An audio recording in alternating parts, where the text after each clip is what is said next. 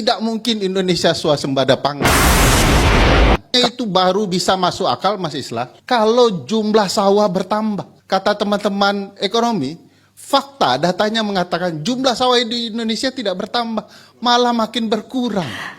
Pak Menteri, kalau melihat pemaparan tadi, sedikit ada rasa gamang di dalam hati saya ketika dikatakan bahwa kita ini sudah swasembada pangan.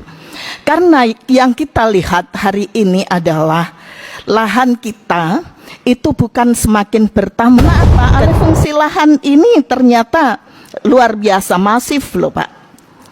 Jadi lahan kita bukan tambah luas sebenarnya kalau kita melihat daerah yang sebagai penyangga pangan, khususnya di wilayah Jawa saya melihatnya.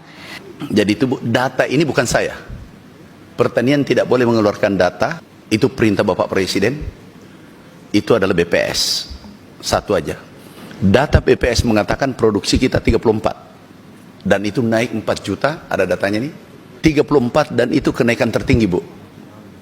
Ini kenaikan tertinggi. Data ini diikuti oleh FAO, Bu, dunia. Memantau Indonesia. Ini, Bu, dari BPS. Kemudian data dari FAO. Ini bukan data kita, Bu. Indonesia lompatannya nomor 2 dunia setelah Brasil. Ini FAO. Yang ketiga data dari USDA, United States Department of Agriculture dari Amerika. Ini datanya juga, Bu. Jadi kami tidak keluarkan data, Bu. Itu clear. Dan ini 100% tidak impor beras medium. Berarti ini swasembada plus sebenarnya, Bu. Kemudian data Ibu tadi, itu memang ada profesor hukum yang mengamat pertanian. Nah, ada rencana ini orang pertanian mengamat hukum, Bu. Ini terbalik-balik ini negara kita. Dan itu viral juga, Bu. Kayaknya sejalan dengan data Ibu tadi. Ini profesor hukum. Dan ini ruang publik, Bu. Sepertinya dia perlu kursus pertanian dulu, Bu.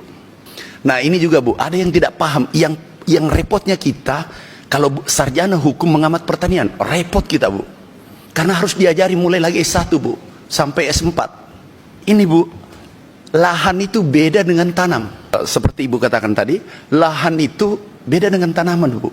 Beda. Nah, ini persepsinya mereka, luas lahan turun, tanaman juga turun. Itu keliru, Bu. Kenapa? Tanaman kita itu IP-nya 1,5 naik menjadi 1,9 bahkan 2 sekarang, Bu. Kenapa? Ada pompanisasi, ada irigasi, ada daerah upland yang kita irpom, kemudian ada rawah.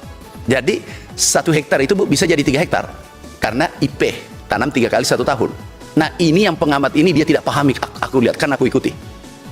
Dia tidak paham bedakan itu luas lahan dan luas tanaman. Kalau potensi kita 7,4 juta hektar, potensinya itu 21 juta, Bu. Yang tergarap hari ini baru 11 juta. Potensi, Bu, ya.